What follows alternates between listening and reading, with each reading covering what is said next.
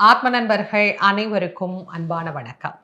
நம்முடைய ஆத்மஞான மையம் யூடியூப் சேனல்ல தொடர்ந்து ஆடி மாதத்தினுடைய சிறப்பு பதிவுகளை நாம சிந்தனை செய்து வருகிறோம். அந்த வகையில இன்னைக்கு நம்ம ஆடி மாதங்களில் எத்தனை செவ்வாய்க்கிழமைகள் வருகிறது, அந்த செவ்வாய்க்கிழமையில என்ன மாதிரி வழிபாடுகள் எல்லாம் எளிமையான முறையில் அம்பிகைக்கு செய்து நலன் பெறலாம் அப்படிங்கிற தகவல்கள் அனைத்தையும் இந்த பதிவில் தெளிவாக தெரிந்து கொள்ளலாம் வாங்க.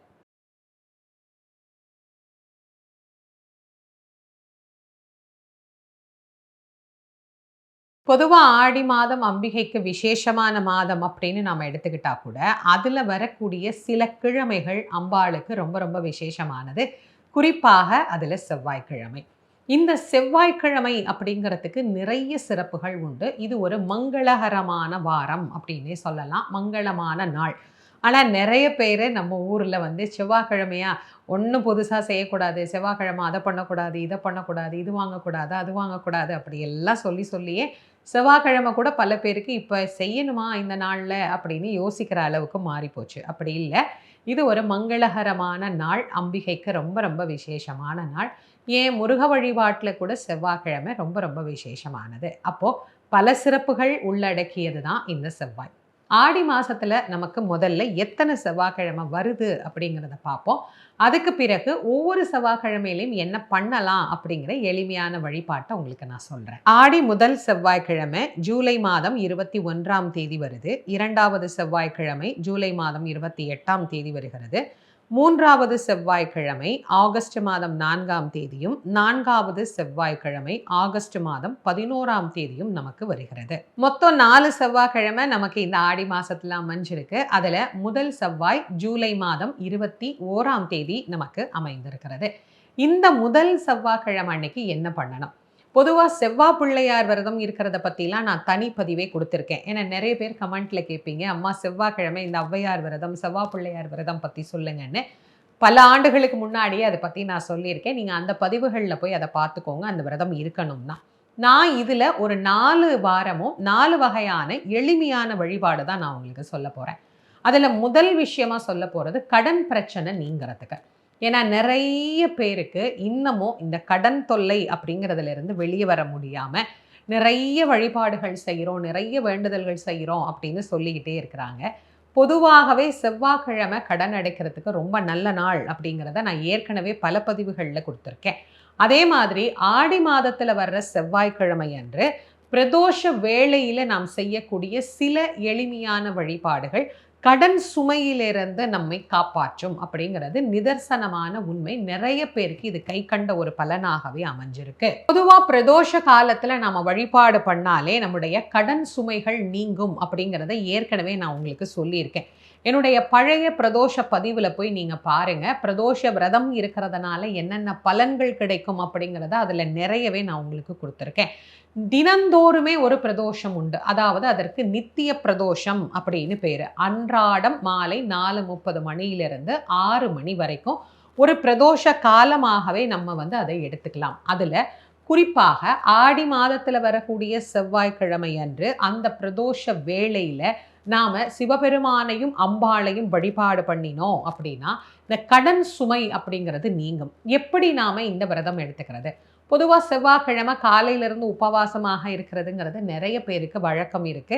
அந்த வழக்கம் இருக்கிறவங்க வச்சுக்கோங்க. அப்படி இல்லைன்னா கடன் தீரணும்னு நினைக்கிறவங்க, உபவாசம் இருக்க முடியும்னு நினைக்கிறவங்க அன்னைக்கு கொஞ்சம் உபவாசமாக இருங்க. காலையிலிருந்து உபவாசம் இருந்துட்டு, இல்லை எளிமையான ஏதாவது உணவு எடுத்துக்கணும்னாலும் எடுத்துக்கோங்க. அது அவரவருடைய உடல்நிலையை பொறுத்து.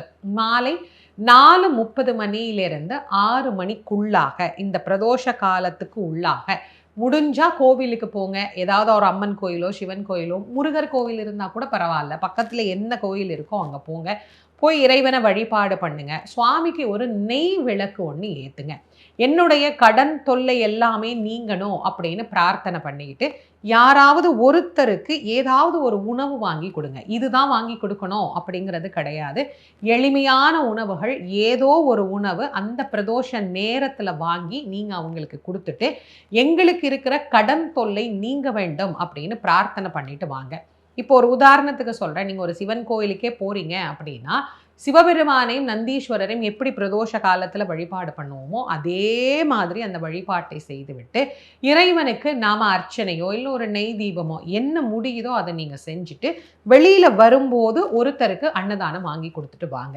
இதை நீங்கள் இந்த செவ்வாய்க்கிழமை அன்னைக்கு செய்யலாம். இந்த செவ்வாய்க்கிழமை செய்ய முடியலை அப்படின்னா அடுத்த செவ்வாய்க்கிழமை செய்யலாம். ஏன்னா இப்போ நான் சொல்கிற எல்லாமே இந்தந்த தேதியில தான் செய்யணும் அப்படிங்கிற நிர்பந்தங்கள் கிடையாது. நான் அதை உங்களுக்கு தெளிவாகவே சொல்லியிருக்கேன். எனக்கு மாதவிடாய் வந்துருச்சு, இந்த செவ்வாய் முடியல, அடுத்த செவ்வாய் செய்யவா, இல்லை நான் ஒவ்வொரு செவ்வாயும் செய்யவா அப்படின்னு கேட்டால் கூட ரொம்ப விசேஷம்தான். கடன் அடைகிற வரைக்கும் செவ்வாய்தோறும் இந்த வழிபாட்டை செஞ்சு பாருங்க. உண்மையிலேயே ஒரு நல்ல மாற்றம் அப்படிங்கிறது கண்டிப்பா கிடைக்கும். அடுத்து 2வது செவ்வாய்க்கிழமை ஜூலை மாதம் 28ஆம் தேதி நமக்கு வருது. இந்த செவ்வாய்க்கிழமை அன்னைக்கு அம்பிகைக்கு எளிமையாக ஏதாவது ஒரு அபிஷேகம்.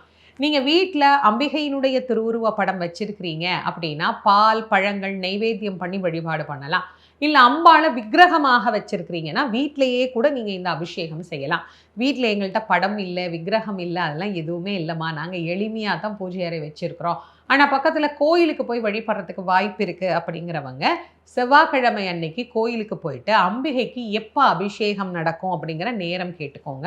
மற்ற காலங்களில் அந்த கால நெறிப்படி அபிஷேகம் நடக்கும். ஆனால் செவ்வாய்க்கிழமை சில கோவில்கள் அம்பாள் கோவிலில் விசேஷமாக அபிஷேகம் நடக்கும். ஏன்னா நிறைய அபிஷேக பொருட்கள் கொண்டு வந்து பக்தர்கள் கொடுக்குற காரணத்தினால நீண்ட நேரம் அந்த அபிஷேகம் இருக்கும். உங்க வீட்டுக்கு பக்கத்துல இருக்கிற கோவில்ல செவ்வாய்க்கிழமை அன்னைக்கு எப்ப அபிஷேகம் அப்படிங்கிறத கேட்டுக்கோங்க. கேட்டுக்கிட்டு பால் பச்சரிசி மாவு இந்த 2 பொருளும் வாங்கி கொடுங்க.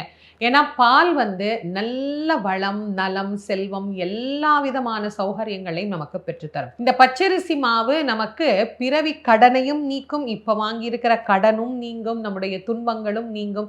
இந்த மாதிரி வாழ்க்கையில ரொம்ப ரொம்ப பிரச்சனையில இருக்கிறவங்களுக்கு இந்த 2 அபிஷேகம் அப்படிங்கிறது ரொம்ப நல்ல ஒரு விமோச்சனத்தை பெற்றுத்தரும். எளிமையான விஷயம் தான் நான் சொல்றேன். ஒன்று பால், அப்படி இல்லைன்னா பச்சரிசி மாவு, 2மே வாங்கி கொடுக்க முடியும்னா வாங்கி கொடுங்க. ஒரு 1/2 லிட்டர் வாங்குங்க, ஒரு 1/4 கிலோ பச்சரிசி மாவு வாங்கி கொடுங்க. இது 2மே அம்பாளுக்கு அபிஷேகம் செய்து அதை நம்ம பார்த்து வழிபாடு செய்கின்ற போது நமக்கு ஏற்படக்கூடிய பல்வேறு வகையான பிரச்சனைகள்ல இருந்து நமக்கு ஒரு விடுதலை கிடைக்கும். இந்த ஆடி மாசத்துல ஏதாவது ஒரு நாள் அம்பாளுக்கு நம்ம அபிஷேகம் செய்கிற போது அது இன்னும் மங்களகரமான நலன்களையும் நமக்கு பெற்றுத்தரும். இதை 2வது செவ்வாய் தான் செய்யணும்னு அவசியம் இல்லை. எந்த செவ்வாய் உங்களுக்கு வாய்ப்பு இருக்கோ அதுல நீங்க செஞ்சுக்கோங்க. அடுத்த செவ்வாய் 3வது செவ்வாய் ஆகஸ்ட் மாதம் 4ஆம் தேதி நமக்கு அமைஞ்சிருக்கு. இந்த செவ்வாய்க்கிழமை ஆரம்பிக்கும் போதே நான் சொன்னேன் ஒரு மங்களகரமான வாரம். அதனால பெண்கள் எப்பயுமே நினைக்கிற ஒரு விஷயம் என்னன்னா மங்களகரமாக இருக்கணும், சுமங்கலியாக இருக்கணும், மகிழ்ச்சியாக இருக்கணும், நம்ம வாழ்க்கையை நம்ம சந்தோஷமாக வாழணும். இன்றைக்கி அதில் தான் நிறைய பேருக்கு பிரச்சனை இருக்குது. சில பேர் சொல்லுவாங்க எனக்கும் என் புருஷனுக்கும் எந்த பிரச்சனையும் இல்லைம்மா, ஆனால் அடுத்தவங்களால எங்களுக்கு நிறைய பிரச்சனை வருது, எங்களை சுற்றி இருக்கிறவங்களால எங்களுக்கு பிரச்சனை, வியாபாரத்தால் எங்களுக்கு பிரச்சனை, இல்லை அந்த இடத்துக்கு போகிறதுனால பிரச்சனை, இப்படி நிறைய நம்முடைய மகிழ்ச்சியான வாழ்க்கையை சிதைப்பதற்கு நம்மளை சுற்றி நிறைய விஷயம் நடந்துக்கிட்டே தான் இருக்குது. எப்பயுமே ஒரு குடும்பம் மங்களகரமாக இருக்கணும், மகிழ்ச்சியாக இருக்கணும், நல்ல மங்கள நிகழ்வுகள் நடந்துக்கிட்டே இருக்கணும் அப்படின்னு நினைக்காத பெண்கள் யாராவது இருக்கிறோமா? கண்டிப்பாக கிடையாது. அவங்கெல்லாம் இந்த ஆடி மாதத்தில் இந்த ஒரு விஷயத்தை செய்யுங்க, ரொம்ப நல்லாவே இருக்கும். மங்கள பொருட்கள் வாங்கி வச்சுக்கோங்க. நான் எப்போவுமே சொல்வேன் ஆடி மாதம் வருதுனாலே வீட்டில் நிறைய மங்கள பொருட்கள் வாங்கி வச்சுக்கோங்க. வீட்டுக்கு வரக்கூடிய பெண்களுக்கு நாம் கொடுத்துக்கிட்டே இருக்கலாம். இது ஒரு நவராத்திரி காலம் மாதிரி வச்சுக்கோங்களேன். வளையல், சீப்பு, கண்ணாடி, பொட்டு, இது மாதிரி பயன்படுத்தக்கூடிய பொருட்களாக வாங்கி வச்சுக்கோங்க. சில பேர் என்ன பண்ணுறாங்க, அந்த தவறை திருத்திக்கணுங்கிறதுக்காக நான் இந்த பதிவில் சொல்கிறேன், கொடுக்கணுமே அப்படிங்கிறதுக்காக பயன்படுத்த முடியாத மாதிரி சில பொருட்கள் எல்லாம் இருக்குது, அதெல்லாம் வாங்கி வச்சுக்கிறாங்க. இப்போ ஒரு உதாரணத்துக்கு பார்த்தீங்கன்னா இந்த வெத்தலைப்பாக்கு ட்ரேல மஞ்சள் குங்குமம் வச்ச மாதிரி ரொம்ப பார்க்குறதுக்கு அழகாக இருக்கும், அப்படியெல்லாம் மங்கள பொருட்கள் விற்கிது, அதெல்லாம் வாங்கி வச்சிடுறாங்க. இதெல்லாம் பார்க்குறதுக்கு தான் அழகு. அதில் இருக்கிற மஞ்சளையும் பயன்படுத்த முடியாது, அதில் இருக்கிற குங்குமத்தையும் நம்மளால் பயன்படுத்த முடியாது. நீங்கள் ஒரு ஸ்டிக்கர் போட்டு கூட வாங்கி கொடுங்க, இல்லை ஒரு சாந்து போட்டு வாங்கி கொடுங்க, இல்லை ஒரு மருதாணி கோன் வாங்கி கொடுங்க, ஒரு சீப்பு வாங்கி கொடுங்க, கண்ணாடி வளையல் வாங்கி கொடுங்க, ஏதோ ஒன்று வாங்கி கொடுங்க. ஆனால் பயன்படுத்துவது போல வாங்கி கொடுங்க. அழகுக்காக வாங்கி கொடுக்கறது அப்படிங்கிறத தயவு செய்து விட்டுடுங்க. அது தேவையே இல்லாத ஒரு வேலை. ரவிக்க துணி கூட இப்ப நான் சொல்றதே கிடையாது. ஏன்னா, இப்போ சில பேர் குடுத்து அந்த ப்ளவுஸ் பீட் எல்லாம் அவங்க எடுத்துட்டு போய் தைக்கிறதும் கிடையாது, அத பயன்படுத்துறதும் கிடையாது. சும்மா வீட்ல வச்சிருப்பாங்க. அப்புறம் அவங்க வீட்டுக்கு யாராவது வந்தா அத எடுத்து இன்னொருத்தவங்கள்ட்ட குடுத்துருவாங்க. இப்படியே அது சுழற்சி முறையில சுத்திக்கிட்டே தான் இருக்குமே தவிர, பயன்படுத்த முடியறதே கிடையாது. எது ஒரு பெண்கள் பயன்படுத்துவாங்க? ஒரு மணி பர்ஸ் கூட வாங்கி குடுக்கலாம். ஏன்னா, ஒரு பர்ஸா இருந்தா பெண்கள் அத பயன்படுத்துவாங்க. வெத்தல பாக்கு வாங்கி வச்சுக்கோங்க வீட்ல. இது மாரி ஏதாவது ஒரு பொருட்கள் வாங்கி வச்சுக்கோங்க. ஏதோ ஒரு செவ்வாய்க்கிழமை இதுல என்னெல்லாம் உங்களுக்கு கிடைக்குதோ, அத எல்லாத்தையும் ஒரு சின்ன பையில போட்டு, ஒரு 5ஓ 10ஓ எடுத்துட்டு கோயிலுக்கு போங்க. உங்களால எவ்வளோ முடியுதோ எடுத்துட்டு போங்க. நான் குறைச்சலான ஒரு எண்ணிக்கை சொல்றேன். 5ஓ 10 அப்படிங்கிறத நான் சொல்றேன். இப்போ ஒரு 10 எடுத்துட்டு போறீங்கன்னு வச்சுக்கோங்களேன். எடுத்துட்டு போய் கோயில்ல முதல்ல அம்பாளுக்கு அத குடுத்துருங்க. அவள் தான் எப்பயுமே சுமங்கலியாக, எப்பயுமே மங்களகரமானவளாக, எப்பயுமே மகிழ்ச்சியான அம்பிகையாக விளங்குகிறாள். அதனால அவளுக்கு அந்த முதல் தாம்பூலத்த குடுத்துட்டு, அம்பாள்ட்ட நல்லா பிரார்த்தனை பண்ணிட்டு, "அம்மா எங்க குடும்பத்தில எப்பயுமே மகிழ்ச்சி நிலைச்சு இருக்கணும். எப்பயுமே எங்க வீட்டுக்கு நல்ல விஷயங்கள் நடந்துட்டே இருக்கணும். என் பிள்ளைங்க நல்லா இருக்கணும். என் மருமகன் நல்லா இருக்கணும். என் மருமகள் நல்லா இருக்கணும். என் பேர பிள்ளைகள்லாம் நல்லா இருக்கணும்னு பிரார்த்தனை பண்ணிட்டு, கோவில்ல நாம பார்க்குற பெண்களுக்கு இத நாம குடுக்கலாம். இது உங்களுடைய வசதிக்கு ஏற்றா மாதிரி ஏதோ ஒரு செவ்வாய்க்கிழமை இத செஞ்சு பாருங்க. ரொம்ப ரொம்ப மகிழ்ச்சியும், மன நிறைவும் நமக்கு கண்டிப்பா கிடைக்கும். அடுத்தது ஆகஸ்ட் மாசம் 11ஆம் தேதி 4வது செவ்வாய்க்கிழமை. இந்த செவ்வாய்க்கிழமையில நான் சொல்ற பூஜை என்னன்னா, ராகு கால பூஜை. பொதுவாகவே அம்பிகையை ராகு காலத்துல வழிபாடு பண்றது ரொம்ப விசேஷம். இந்த திருமண தடை, காரிய தடை, எங்களுக்கு ஒரு வேலை நடக்கணும் ஆனா நடக்கவே மாட்டேங்குது. எங்களுக்கு ஒரு பிரச்சனை அது சரியே ஆக மாட்டேங்குது அப்படிங்கிறவங்க எல்லாருமே இந்த செவ்வாய்க்கிழமை அன்னைக்கு அம்பிகையை வழிபட்டு பாருங்க. நிறைய பேருக்கு ராகு தோஷம் அப்படிங்கிறது இருக்கும். அதாவது குழந்தை இல்லாம இருக்கிறதுக்கு, இல்ல திருமணம் தள்ளிக்கொண்டே போறதுக்குன்னு ஒரு ஜோதிடர் கிட்ட போனோம்னா, உங்களுக்கு இந்த ராகு பிரச்சனையா இருக்கு, அதனால இந்த பிரச்சனை இருக்கு அப்படின்னு சொல்லுவாங்க நமக்கு. இல்லன்னா நமக்கே தெரியும். ஏதோ ஒரு பிரச்சனை, இது நடக்க மாட்டேங்குது அப்படின்னு. அப்படிப்பட்டவங்க எல்லாமே இந்த செவ்வாய்க்கிழமை அன்னைக்கு 3லிருந்து 4:30 மணி ராகு காலம். கோவில்கள் பல கோயில்கள் திறந்திருக்கும், போகலாம். முடியலைங்கிறவங்க வீட்டிலேயே ராகு கால பூஜையை எளிமையா செஞ்சுக்கலாம்.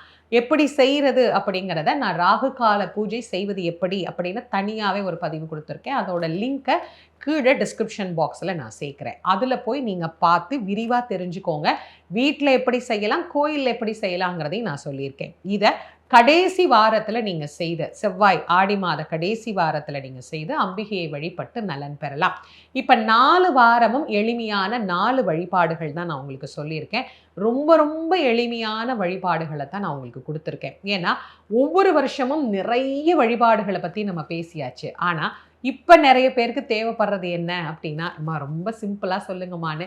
ஏற்கனவே நாம ரொம்ப எளிமையா தான் சொல்லுவோம். அதனால இன்னும் எளிமைப்படுத்தி தான் உங்களுக்கு நான் சொல்லியிருக்கேன். இந்த 4 வழிபாடுகளையும் ஏதோ உங்களுக்கு சௌகரியமான வாரங்கள்ல செஞ்சு பாருங்க. அம்பாளுடைய அருள் பரிபூரணமாக நாம பெற்று மகிழ்ச்சியா, சந்தோஷமா வாழலாம். இந்த பதிவு உங்களுடைய நண்பர்கள், உற்றார் உறவினர்களோட பகிர்ந்து கொள்ளுங்க. நம்முடைய ஆத்ம ஞான மையம் யூடியூப் சேனல நீங்க சப்ஸ்கிரைப் பண்ணாமலேயே பார்க்குறீங்க அப்படின்னா, கண்டிப்பா சப்ஸ்கிரைப் பண்ணிக்கோங்க. பதிவுகள் உடனடியாக உங்களை வந்து சேரும். மீண்டும் மற்றும் ஒரு சிறப்பான ஆடி மாத பதிவில் உங்கள் அனைவரையும் சந்திக்கும் வரை உங்கள் அனைவருக்கும் நன்றியும் வணக்கமும் கூறி விடைபெறுவது திருமுருக வள்ளல் வாரியார் சுவாமிகளின் மாணவி தேசமங்கையர்க்கரசி. நன்றி, வணக்கம்.